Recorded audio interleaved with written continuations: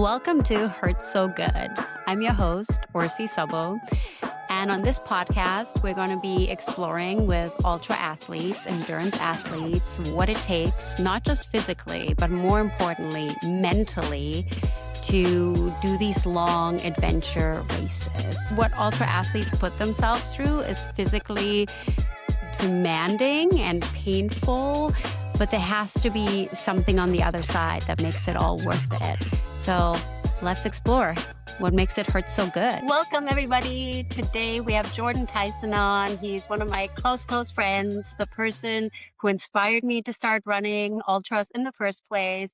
His running resume is very diverse and includes things like Fat Dog 120, BAM 100, and most notably the Spine Race, which is 268 miles running from Edinburgh to Manchester to Edinburgh. I forget.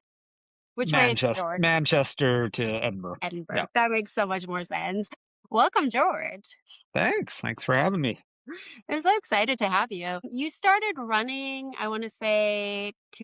Yeah, I'd say about then. You know, there was a few times, as you know, where it was like, hey, let's run a marathon together, I think was always the thing. And then I'd start training for a marathon and be like, you know what, this is really hard and everything hurts.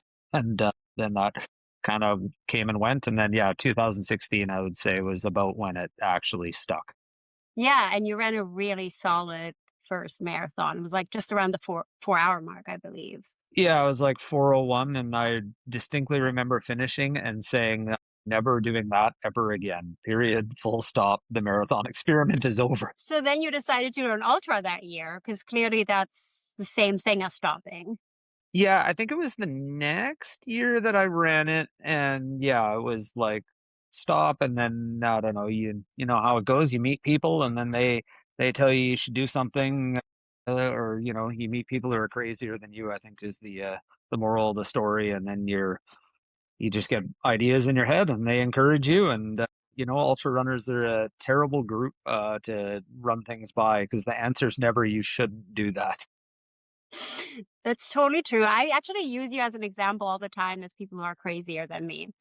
My favorite example actually is 2020 pandemic. All the races were canceled and you decided to run 100-miler around like basically your block. So you did 230 loops, I believe. Yeah, and that was, I wouldn't say one of my finer ideas, but it started as I was supposed to run the Diaz Vista that year, and I had honestly trained my ass off for that thing, and I'd run the Diaz Vista section of that trail like dozens of times leading up to it and was feeling really good, and then, of course, everything was canceled. So I was kind of frustrated, and I was like, well, I got to do something. I feel like I'm in shape. So I said, I'm going to do my 50K around the block. And then in my head, I was like, I'm just going to run until I can't, and we'll see if I get 100 miles around the block or 100K around the block. And it became quite clear early on that I was probably just going to try to get 100 miles around the block. And when you're training for a 50K and you run 100 miles on a sidewalk, I wouldn't say it's awesome. It was super fun. You came out, you were a big part of it, and it did turn into a bit of a block party, so to speak. I think I named all of the sidewalk stones, and I wore a hole or like a line in the grass along the sidewalk, because after a while the pavement hurt so bad I had to try to run on the grass. And it was a super fun experience, but definitely it's a mind game trying to run 230 loops of the same thing. Those people who do the multi-day track things are wild. Yeah, thanks for that. I'm about to do one of those. I know. Yeah. Case in point. What made you like during the rough patches? Because it would have been so easy to stop because like your house is right there. You're never more than like 400 meters away from home.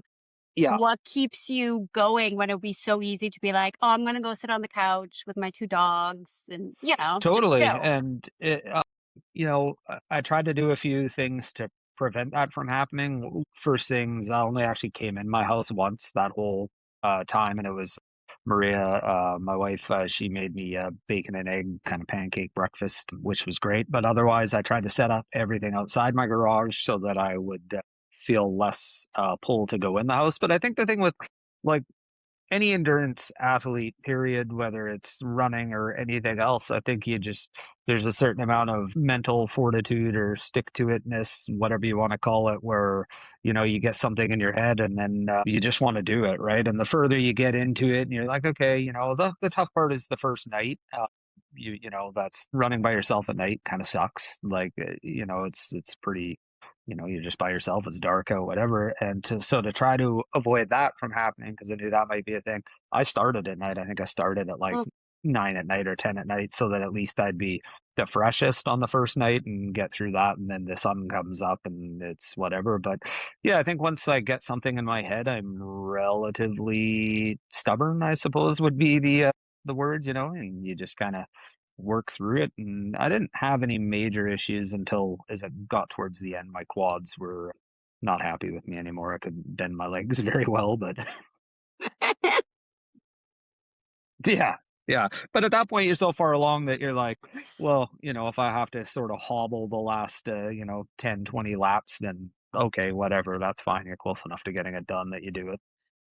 Yeah, I'm curious what drives you. Like, even as someone who's like known you forever, because we go back to like high school. Like, I've known you since like Hmm. Yeah, a long time. That 1998. was I only don't a know. couple years ago, right? Um, I know you're deeply competitive.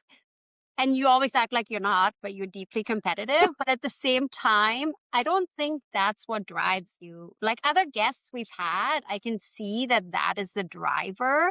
But I think the driver is something different for you. And I'm curious, do you know what? I mean, I think like yes and no.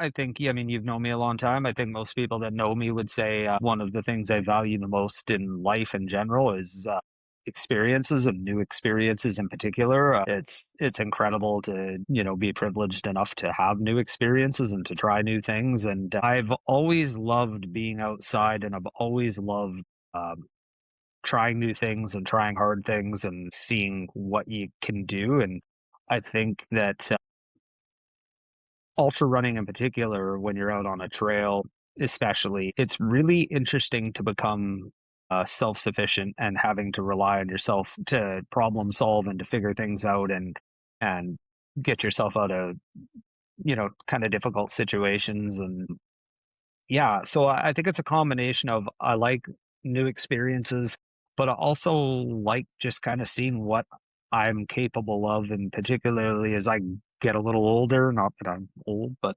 old enough. It's nice to know that there's still lots of things I can learn about myself and ways I can push myself that I didn't think I could have earlier. And I mean, when I first ran a marathon, there's zero chance I ever would have thought I would do something like 100 miler. And, 100 miler is still a giant, scary distance, but it's cool. And the cool part about running, as you know, is you can run 10 marathons, 10 Ks, 10 100 Ks, 100 miles, whatever. They're all different and they all feel different and they all feel unique. And so every time you line up for one, if you're fortunate enough to get there, you're going to get a whole new experience and find out some new things and new ways to get out of problems and all that kind of stuff. It's weird though that we run ultras. Like if I think back to high school us, just a couple of theater kids eating junk food, like just like Right? not the picture of runner per se. No, no, there was definitely not a lot of running. I mean, I've always played sports, but never really any type of consistent running or anything. And we've always liked hiking. We've done a lot of hikes and we've done hikes together. And Maria and I do a ton of hiking, and the kids now. But yeah, it's strange to look back and think that this is what I would spend my 30s and 40s doing. And Don't who think I would have knows for how believed much that. longer. I want to talk about spine race because it's such a fascinating race. Like it's about to start. The summer spine is about to Yes. start. And I saw Andy Glaze comment on it because he's doing it. And he has like over 100 ultras on his resume. And he's like scared for it. He's like, I've Yeah. never been so scared. And I'm thinking, that's a summer version. Jord did that in January. Why pick the spine in January? Yeah, and honestly, I don't have a huge explanation for that other than when I first heard about the spine would have been when Jasmine Paris was doing it Mm. and she absolutely crushed it. And that was my first exposure to the spine race, and that was the winter spine race. And so that was my first knowledge of the spine race, was that race. And then it was like, yeah, I just kind of want to do it after that. I don't remember if she did. I think she did the winter spine race.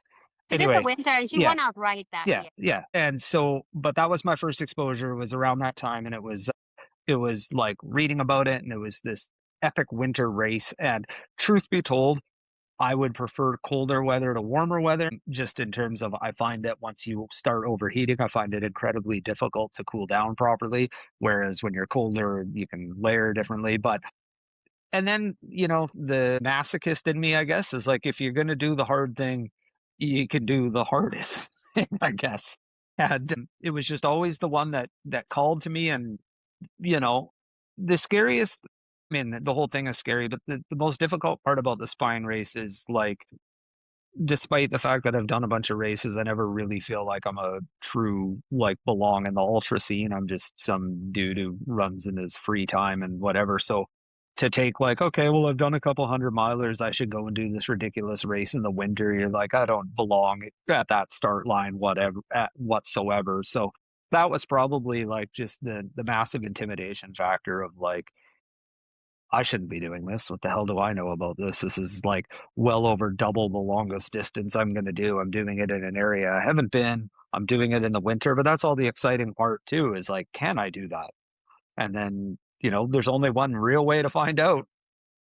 So, Yeah, and to break it down for people who don't know what the spine race is, so 268 miles or like 430 kilometers. It took you 136 hours, let's say. yep. So like 5.5 days going from Manchester to Edinburgh. That's a long time. 5.5 days. Talk to us about sleep debt. Like, what were the hardest challenges in that? Yeah, I would say the single hardest challenge for me was the sleep and the fatigue factor. And the longest race I'd done up to that point in terms of distance and time was, well, I guess distance wise, I think I did a backyard ultra of 31 hours. But time wise was Fat Dog, my first 100 miler, and I was out there for 44 hours. So I came in just after the second night finished on that one. So that was the longest I'd been without sleep before. And at the spine race, the first time I slept was after 36 hours. I went through the first night. So I slept the second night is the first time I got any sleep, but it's just cumulative. 5 days I slept a total, in the 5.5 days I slept a total of like just under 8 hours, I think. So there's no way to adequately prepare for how tired you feel. Like, so that was a completely new experience. And it was hard. Like, it was, you know, the, there's a video where I'm in it for about 5 seconds and I'm sleeping on a cement floor in a church. And prior to that, that would have been on the last day, before the last night on the course. And I thought I was done. I thought I was going to have to drop because I was with a guy named Hayden at that point. We'd been together for a couple of days. We were just kind of similar pace, got along, so it made sense to sort of partner up. And I literally was falling asleep while we were going, and I would close my eyes and I would wake up and I'd be 30 feet over one side of the trail, and I would be on the trail, and I'd open my eyes and I said to him, like, I don't think I can go into the last mountain section like this. I'm going to walk off a cliff or something, right? So in my head, I was kind of prepared that when we got to the final checkpoint at, oh, I can't remember what it's even called now, just before you go into the Cheviots, I had it in my head that I would probably drop there because I was like, I need to get some type of sleep. And fortunate for me, there was a little church that opens up just before the Cheviots, and they open their doors for all the runners. And you just let the race team know that you're going to go in there and stop for a little bit. And I went in there and laid down on the cement floor for half an hour and slept for half an hour. And that was about the only reason I was able to finish that race at that point, because I would have really not been comfortable going into the mountains with the idea that I was falling asleep all the time. Yeah, and 30 minutes is enough. You don't need like 4 hours. Like, Oh, you need more, but 30 minutes is about it, it was enough. Yeah, it was enough. And then you kind of wake up, you feel that initial, like, okay, I don't even know if it's probably more a placebo effect than anything. I don't know that 30 minutes does dramatically that much, but it at least tricks you into thinking you're ready, and then it was to climb into the Cheviots, and the weather was bonkers at that point. We were getting 100K wind, and the excitement factor of going into the Cheviots, that's the last big push before you start descending. And then by that point, you're like, the finish line is near, and the excitement factor builds and whatever. So at the end of the day, it was enough. It got me through it. I don't know whether it was physically enough or it just tricked me into thinking it was enough. But yeah, it was. It did it. Yeah. Did you kiss the wall? I did, yeah, of course. That would be, I don't know what kind of germs are on that wall, but it is, uh, it is incredibly hard to, I can't imagine not doing it, yeah. That's fair. And you want to do it again? I would, yeah, so when I first finished, I was like, I mean, you've talked to me about it before. There was a solid amount of I dreamed of that race for years, like a long time I'd wanted to do that race, and then finally checking it off, and all things told, I mean, it went about as good as it could have gone for me in terms of, I got and this sounds bad, but I wanted the full spine experience. I wanted the absolute wonky weather, which we got. It was really nice the first day, and, they were joking that they were gonna have to give out refunds because it was too nice.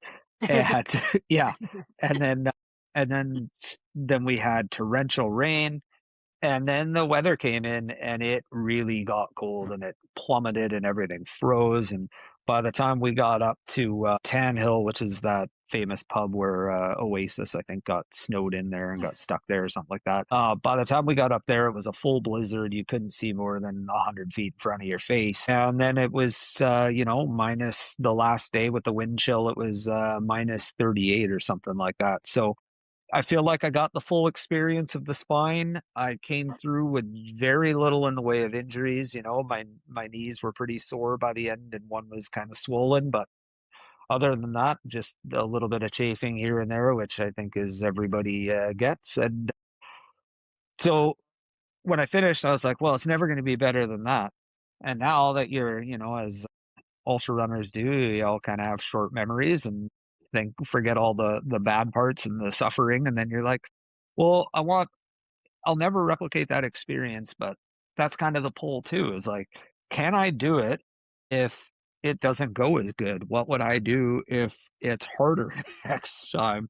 And that's also a lovely part of ultra running and trail running in particular, but any type of endurance running is it's never going to be the same. And just because you do it once, you're not guaranteed. Like I talked to a guy there who'd done it was his sixth spine race, and he'd finished it three times and didn't finish it twice. And he was like, "Well, if I finish this one, I'll retire at 4-2. But if I don't finish this one, I'm gonna have to come back and break the tie." So like you're never guaranteed anything, and that's kind of the appeal too, right? Going back and replicating it and seeing what you can do another time. But I have to balance that with the fact that, it's not easy for the family doing stuff like that. And when I casually mentioned to Maria one day that I would do it again, her answer was no.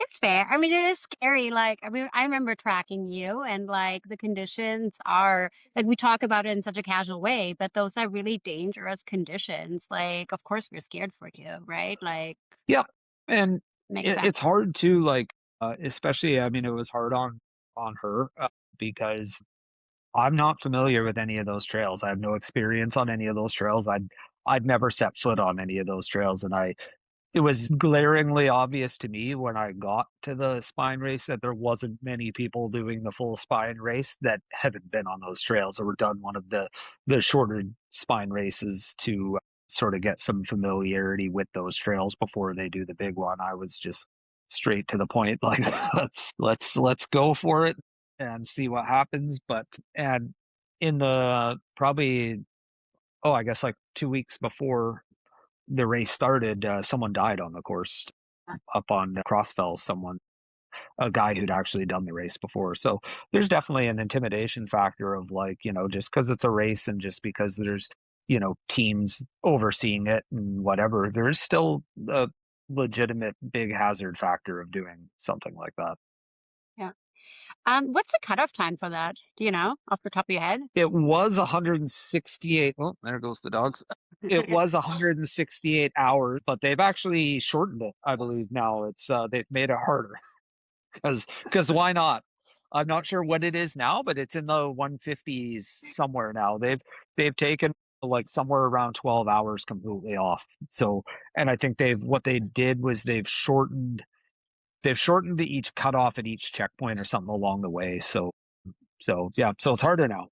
It's harder Yay. now. That's great. Would going back mean wanting to place higher or wanting to do it faster, or is it just to go back for the experience? It would be for me, not necessarily placing higher, but going faster for sure. Like I look at it now and I'm like, I could cut off a decent amount of time by just not effing around at the aid stations as the checkpoints as much. Like you're so tired and you're so like so to anyone who doesn't know, you're not allowed any crews. So when you get to the aid station, you're completely they bring out your drop bag, which is like giant. It's got a ton of stuff in it. And you try to be as organized as you can. I had laminated checklists of like, all the things that I wanted to do, but you wind up just kind of staring off into space for a while and you forget things and whatever. So, I mean, there's at a minimum, there's probably 8 or 10 hours you can cut off just by actually being efficient at the aid stations as opposed to just, vegging out because you're tired and whatever. But I So, wonder if you slept more, you would spend less time at the aid stations because you wouldn't be so spacey. Just yeah, no, and that's part of the thing too, right? Is like you could even cut down your time staring at the wall at the aid station and sleep instead, right? And then be a little more refreshed by the time you got to the next one and stuff like that. So there's definite ways to I think improve it. And I mean, I don't want to be like I could have finished faster because I don't think I could have finished much faster. But I also was content to. There was little stops along the way in all these villages that you go through, which are pretty cool. Like farmers leave out food for you. You're, just like an animal that's going through. Like, here's a sausage roll. But there's like you go through these little villages, and there was one, and it was kind of one of my more favorite experiences. Hayden was telling me, he's like, "There's a tea house in this village called Keld, and they just leave the door open, and you just go in there, and there's a kettle and there's cake, and you can just leave some money, and they make yourself a cup of tea and have a piece of cake in this village, and like it's a little bit of a detour. It's not far; it's like 10 minutes or whatever. But I was like, man, I might never get back here, and if I might never do the spine race again, but what are the chances I'm ever going to be in this little village in the middle of nowhere and go to a tea house? So I wanted to experience all that stuff, right? And all that stuff does add time to the whole thing, but I didn't particularly care because to me that was part of the experience and it kind of made the experience for me and it was really neat. And there's that famous farm that's about 2/3 of the way through where Hornystead Farm and they open it up and there's like a bed in there and they make you food and stuff. It's really cool. It's a different experience. yeah, that's awesome. One thing I wanted to talk to you about was balance. Like, I think there's this idea that ultra running can kind of like take up your entire life, but you have a full time job, your wife has a full time job, you Yep. guys have two kids, two dogs, you coach your son's soccer. Like, you have a really full life outside of ultra running. So, where do you squeeze ultra running in? Like, how do you manage to train for races like this when some people are like, I can't go run 5K, I have no time, I have too much on my plate? Yep.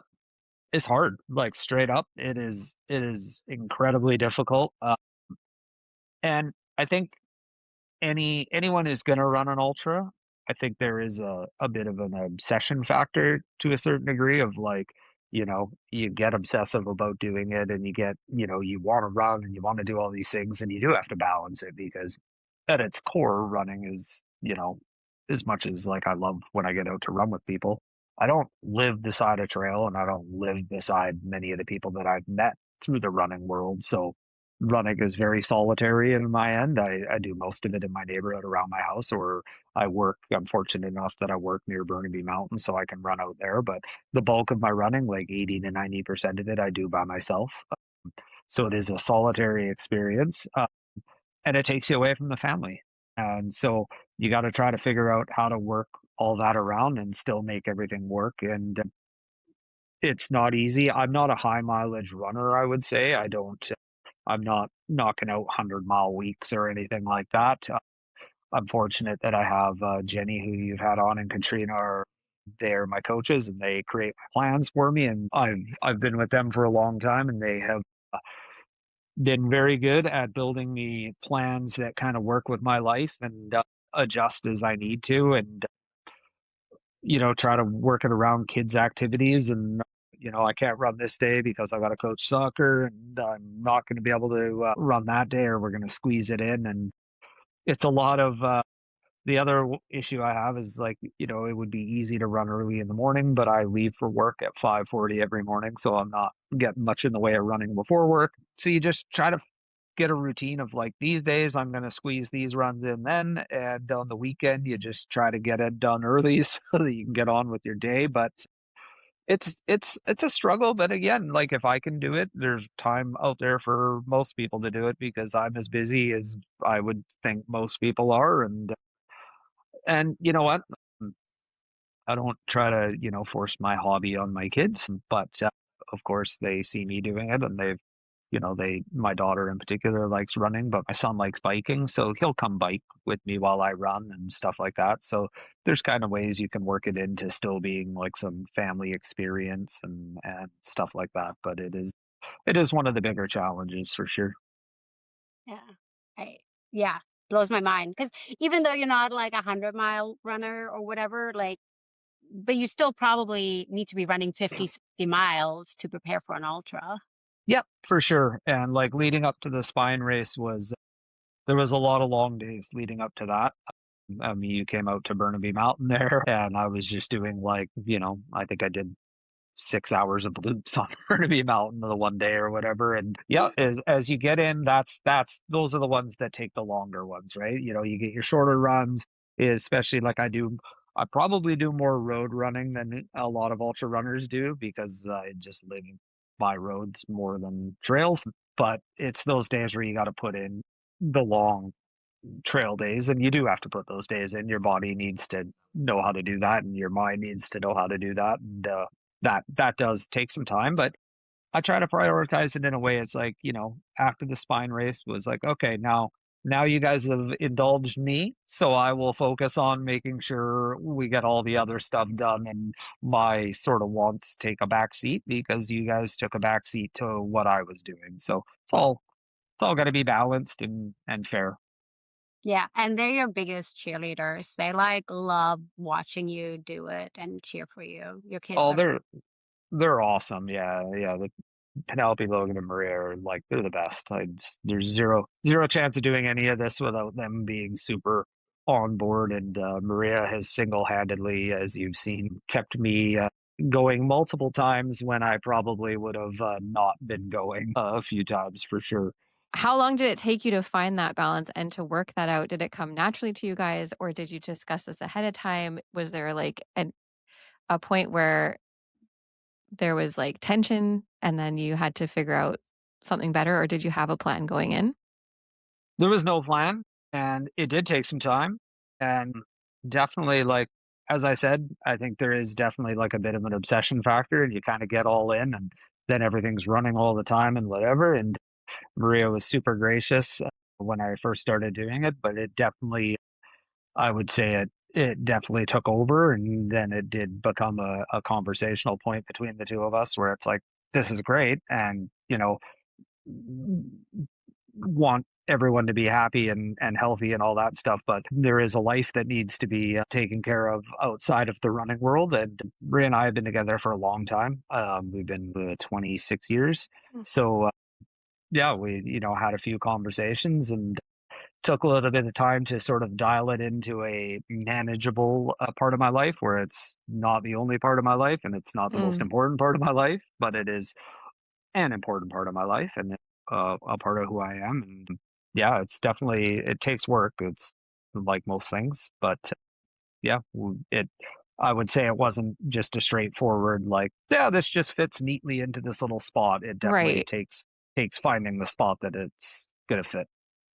Maria also loves extremes. I think that Yeah, like when she gets into the zone of a race, like she takes great pride in crewing you and she does it so well. And just having been by your side in some races, like there's been times I wanted to quit and Maria has made me keep going. Like she's an excellent cheerleader and crew captain, like she's bar none. incredible, and it's, you know, yeah, that was kind of, and the spine race is a good example. Like she said to me, like, you're going to be over there, I'm not going to be able to crew you. And she said, so no matter how hard it gets, the one rule that we had that was like an absolute no going back was, she's like, you are not allowed to drop from the race until you have physically spoken to me on the phone. Like, Mm. not a text, not a leave me a voicemail. You cannot make a decision until you have spoken to me on the phone. And that was always in my mind, was like, okay, well, I need to talk to her on the phone if anything comes up or whatever. But yeah, no, it's, she's the best for that kind of stuff. And the the other thing is, like, it's only time for her that prevents her from doing it. Like Right. she's always been the person that actually liked running more between the two of us. Her job just is sort of prevents her from having the time to do it. So I think that's a huge piece though, is getting like your family involved and making this something you're doing together. Like that makes a huge difference. I know I started running and then every time you add something to your life, it's like this mobile that changes everybody else's life around you, that kind of we're relying on this rhythm that you have going, right? So when I start trying to do things to take care of myself, I find it kind of puts my family off balance for a little bit.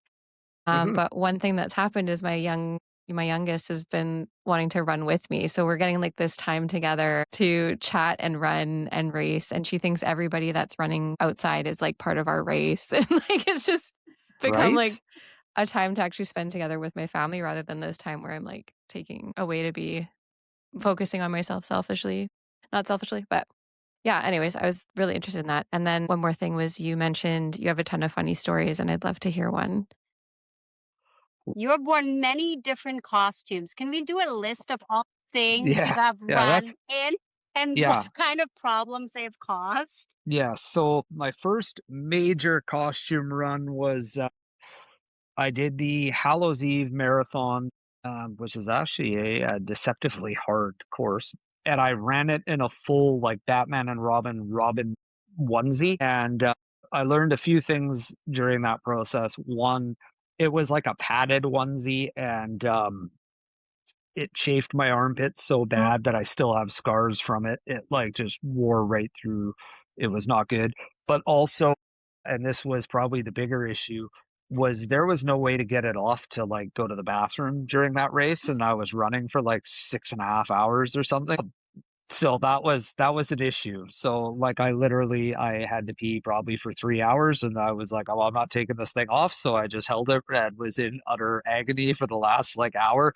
There's a picture out there somewhere, of me when I crossed the finish line, and you've never seen someone look so relieved that something's over as my face at the finish line on that race. It was, pretty awesome. And then the other, kind of big fun one was after COVID was over and Diaz Vista was back on, I ran Diaz Vista, but it was in, I think it was in, like, October, it wasn't in the usual time, and I had grown my hair out during COVID, and I'd grown a huge beard, and it was kind of a running joke that I looked like Forrest Gump.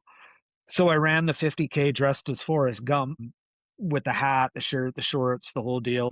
But the problem was I ordered everything off Amazon like the week before and I didn't test run any of it. And again, ill advised, the chafing was legitimate. It turns out like a $10 Amazon shirt, golf shirt, is not great to run 50K in.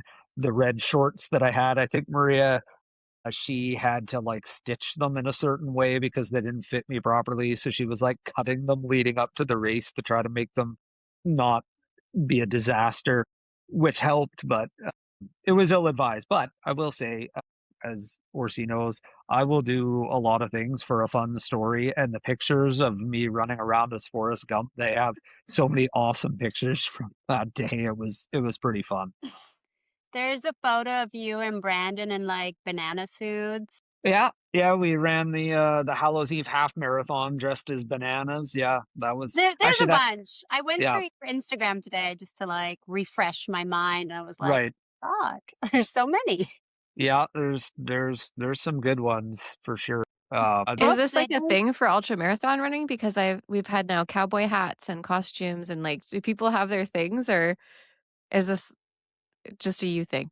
I mean, no, definitely like the Hallows Eve is like everyone dress. I shouldn't say everyone, but at least half the people dress up at the Hallows Eve Okay. marathon. It's because it's right before Halloween, so there is definitely.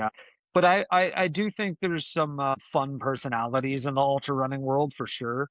Especially when you go to like backyard ultras, people do some really funny things in the backyard ultras. There's a like guy the who tutu. yeah, the tutu, exactly. For the lap 22, there's people who wear tutus for lap 22, and people have some, like, I'm pretty sure I saw someone running a lap with a giant sombrero on once. And, I like my sort of fun thing for the backyard ultras is I run as many laps as I can wearing my same Iron Maiden shirt every year. I've done 3 of them now, and at all the backyard ultras, there's pictures of me running around in an Iron Maiden shirt, which is again not ideal for running, but it's fun, so we do it.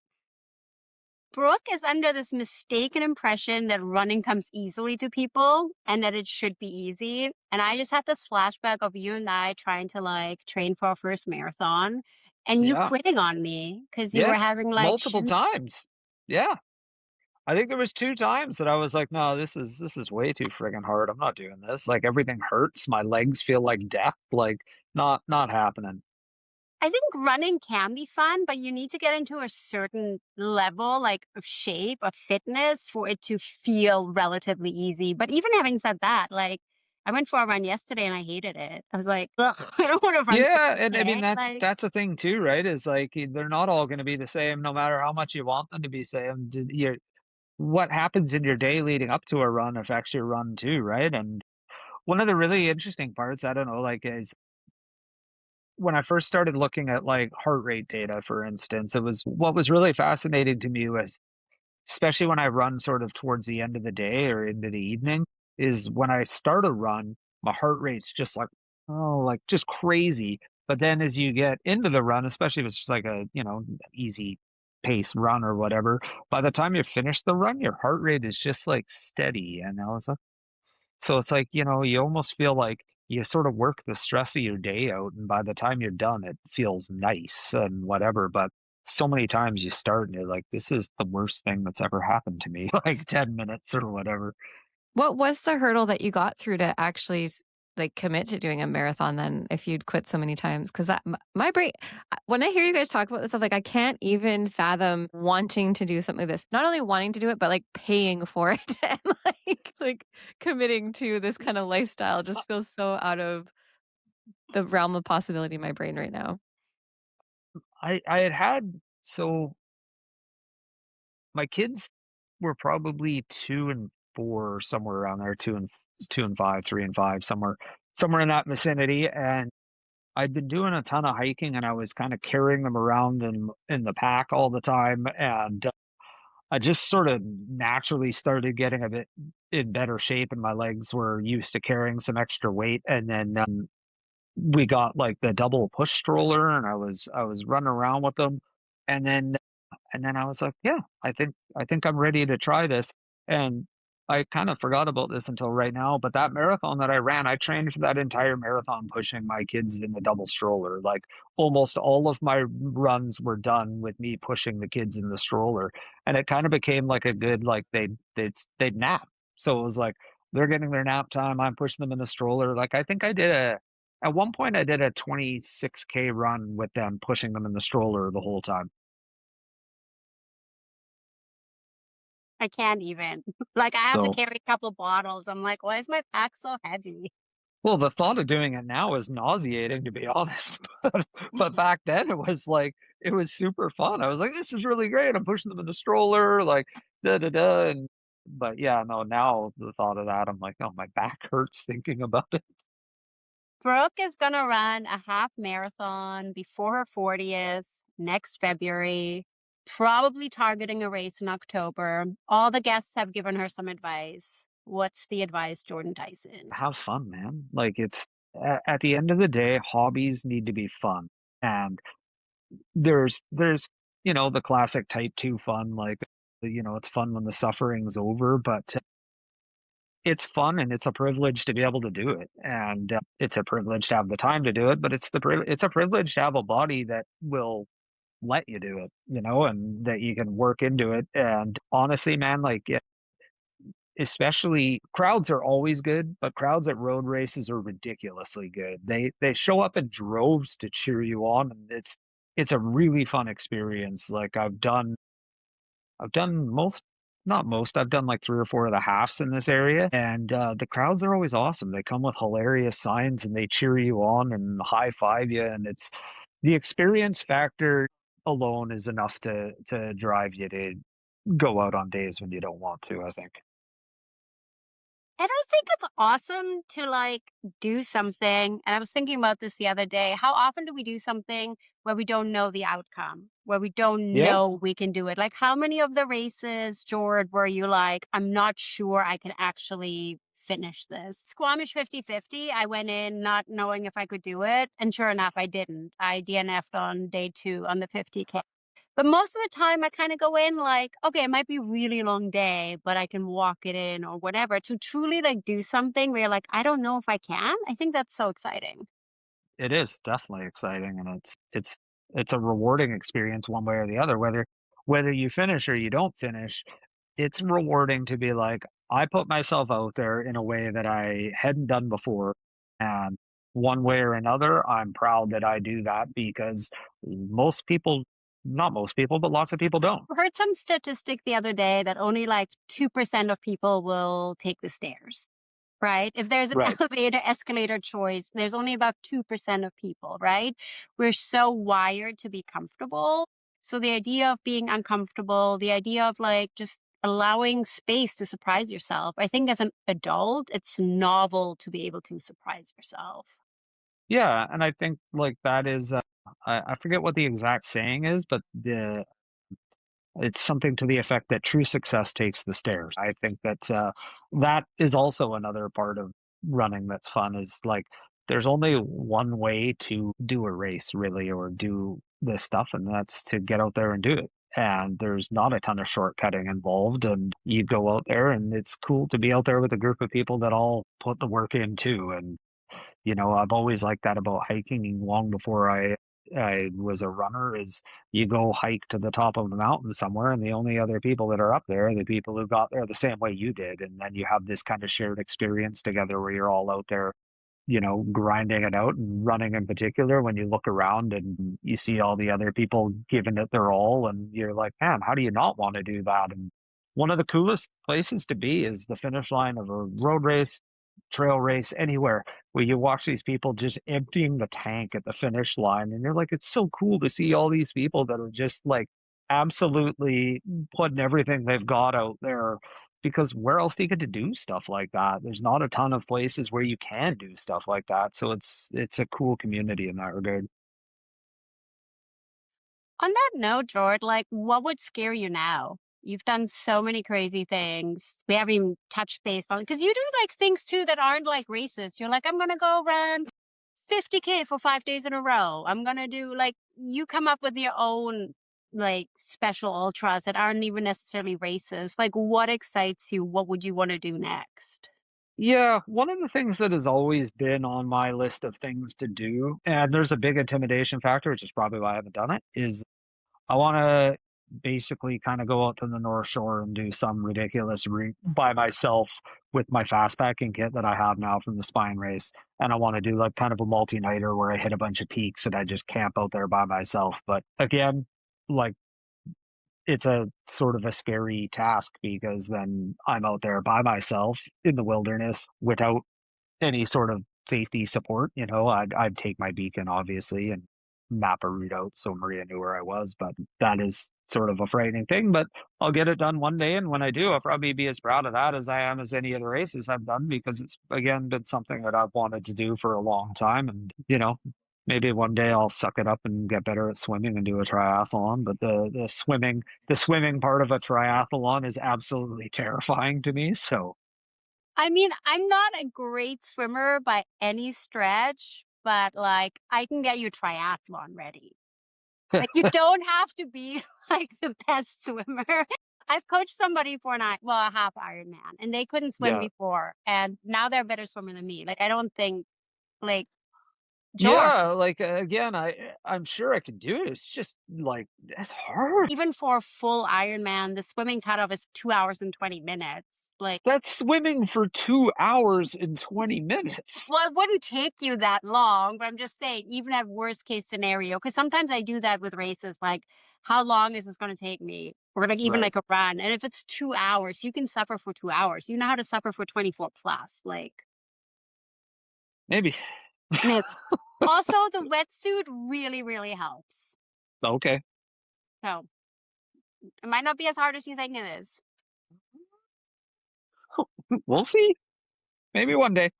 I mean, you got me to do like ultras. Maybe I can get you to True. Ironman. Turnabouts is fair play. Yeah. I The first time I wanted to do an ultra was when I paced you at Fat Dog. And it was mean in a way, George, because I had the best time ever. And the where I paced you was all uphill. So I was Oh, like, this is so great. I love trail running. And then I think the next time we went running, it was like through Canyon. There was a lot of up and down. And I realized down is awful. Down is the worst. and I'd still rather go down than up, so My knees don't like the down at all, ever. Anyway, I know you have like a little bit of injury stuff going on right now. How is that affecting your mood, affecting running? What's happening? yeah, I got, like, a nagging just this weird, like, ankle foot thing going on where my tendon tends to just kinda shift right now, so I'm not entirely sure how I did it, but kinda running's on a bit of a I don't wanna say pause, but a slowdown at the moment, and I was hoping to be lined up for a Fat Dog this year, which would be the, sort of return of the scene of the crime, so to speak, but might have to push that off to next year, I think, just 'cause, Fat Dog's not a place I wanna show up wildly undertrained and just think because I've done one before, I should be able to do it again, like, no. So I suspect I'll do it next year, but we'll see how it goes. On that note, though, this like the weekend after Fat Dog is the T100. If you wanted to do a shorter triathlon, like a sprint distance or an Olympic distance, Mm, just something to see, think about. It's not sold right? out, George. A sprint is only like 750 meters of swimming. Like, what's that? Only. It's 750 meters of swimming. I'm always impressed. And I don't know if like I should be impressed, but your pain tolerance is ridiculous. I think that's just part and parcel of, like, if you're gonna do the long ones, you're gonna be in pain at some point. You just kinda learn I think it's more about learning when it's pain and when it's an actual problem, right? And, it's easier said than done, but I think once you figure out that it's just about kind of pain management and that it's just going to hurt, but it's not going to actually result in like a physical injury. But I think it's easier to mentally kind of wrap your head around that. Okay, I can gut this out for the next little while. And Maria has had some good encouraging words for me before where I've come in. Wham was a good example. The 100 miler, I came into one of the aid stations and I was like, oh my God, I have this chafing. Everything hurts. This just feels like, my entire, not to be too graphic, but the entire middle section of my body was not feeling good. And she goes, was it going to stop your race? And I was like, I don't think so. And she's like, well, then I don't want to talk about it. Like, so we're moving along. And you just kind of figure out the things that are going to be deal breakers and the things that are going to, you need to, deal with first, I think. Yeah, you've touched on this before a little bit, just being like grateful to be in this able body that can do things. Are you worried about like aging and like one day we won't like be able to do this? Will you miss it? Will something else have to fill it? How do you feel about like a time when you won't be able to do this? At the end of the day, who knows, right? Like, you know, I hope that I have, you know, keep myself in good enough shape and take care of my body in a way that I'll be good when I'm older to continue, moving around and doing stuff. But you're not guaranteed that. And even if you do all the right things, you're not guaranteed that anyway. I'll be grateful for as long as I can. And I mean, you knew my dad. My dad, he did not have good mobility for his whole life. He was unfortunately saddled with a body that was not cooperative in terms of letting him do some of this stuff. And he would have loved this kind of stuff. I don't take for granted that I get to do all this, and I'll enjoy it for as long as I can. And if my body goes to the point when I'm older that I can't do any of this stuff, then I'll be grateful for all the time that I got to do it. And I'll find something else to do. As much as I like doing all this, I like laying at the beach too. If I had a magic wand and I can give you unlimited time and money, because I know those are like resources that are important, what would be the perfect like endurance adventure you'd want to go on? I'd say the Tour de Glaciers, there's the Tour de Giants, which is a 330K race in the Alps with like 30,000 meters of climbing. And then there's the Tour de Glaciers, which I think is 450 with more vert and whatever. The only issue that I have with all of it is like there's a lottery to get into the Tour de Giants, and you can't do the Tour de Glaciers until you've done the Tour de Giants. So it's a giant like multi-year commitment to get into that. So it's probably never in the cards. But if you had the magic genie wand, that'd probably be on the list. Yeah, for sure. What do you think running has added to your life? Like for just like, because you're not trying to compete, like you're not someone who does it for social media. You're not someone who's trying to get sponsors. You are not middle of the pack. Like you're legit good. But you're not doing it to like get something from it. You're doing it for you. So I'm wondering what it is that you get out of it. I mean, I have a lot of energy, so it definitely gives me somewhere to put my extra energy. And I think it does just, A, it keeps me fit. And B, I think it just gives me some time where it's like, you don't have to focus on a ton of other things, right? Like life's busy. Everybody has lots going on, and kid stuff, work stuff, money stuff, house stuff, whatever it is. Everybody has a ton going on in this day and age. And I think running sort of gives you this time where you don't have to think about all that stuff, because really your job is to put one foot in front of the other and finish where you started or wherever it is you're going to finish your run that time. And it just kind of gives you this break of like, here's an hour, here's 2 hours, whatever it's going to be, where you can just go off and sort of zone off and not stress out about everything. I agree. It is like the best me time. George, hurts so good or hurts so bad? Hurts so good. Yeah, always. Like I said, the whole thing is a privilege, and I'll always be grateful. Hope you enjoyed that episode. If you get value out of it, please share it with a friend. It helps us so much. Comment, leave us a review, subscribe. You know all the things to do. We really appreciate you.